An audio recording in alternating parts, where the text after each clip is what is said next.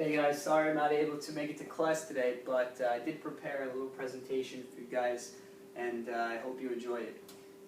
Today I'm going to be speaking a little bit about Frank Ghery, his background, and a house that he built, his own house actually, in Santa Monica, California in 1978.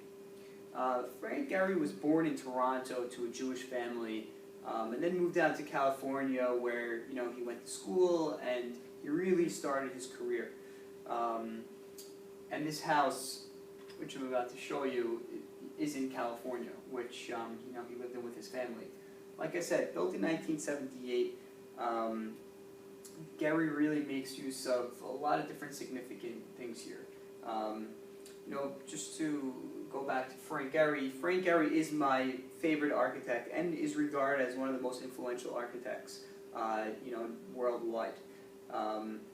Because of the sophistication of his firm and his expertise, a lot of his projects aren't necessarily in New York or in California or necessarily in the U.S. He has projects across the entire world.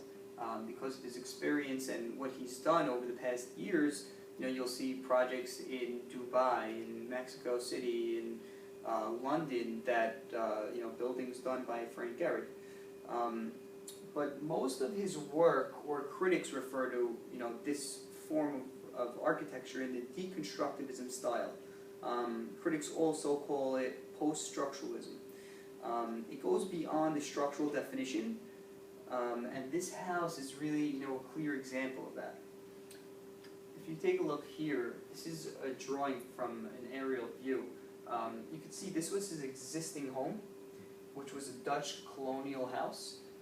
And what he does is create this exterior shell using metals and all different types of materials, which were really off-the-shelf materials, some like to call it. He actually went out himself and went to Home Depot, bought these materials, and created this house. It's really significant because most people don't do this, and it's really been unheard of for an architect to go and create this sculpture, or this piece of art, we should call it, from their own house where they live. What's so significant about this house is really that he creates this movement or this form of architecture on his own house. He's experimenting in a place that he lives and a place that he resides with his family. Like I said, it was a Dutch colonial bungalow. And all of his ideas really did originate here in this house. You could take a look here. The pink shaded is where his house initially was, and this, like I said, exterior shell is all the addition that he put around it, with metal, fencing, plywood, numerous different materials. This is the floor plan from the top. This was the existing home. And you can all tell that this was this addition. This is a courtyard also, so he kind of expanded this home to have more room for his kids and for his family. Another shot of the interior of the space, which is just beautiful. You have more than double height ceilings, but this expanse use of space. Another snapshot of an aerial view. This is just another drawing. What's really so interesting, to me about Ghery and what he does here is that he really violates all principles of modern architecture to date. He creates these new angles that violate what a house really is. None of us would ever think that this was a house walking down the street. Who would ever think of making this piece of art or this sculpture out of someone's own home? That's really what makes Ghery, so important. He kind of explores how that can affect architectural living. If you take a look here, this is one of my favorite buildings in Manhattan, and it's actually on the West Side Highway in Chelsea.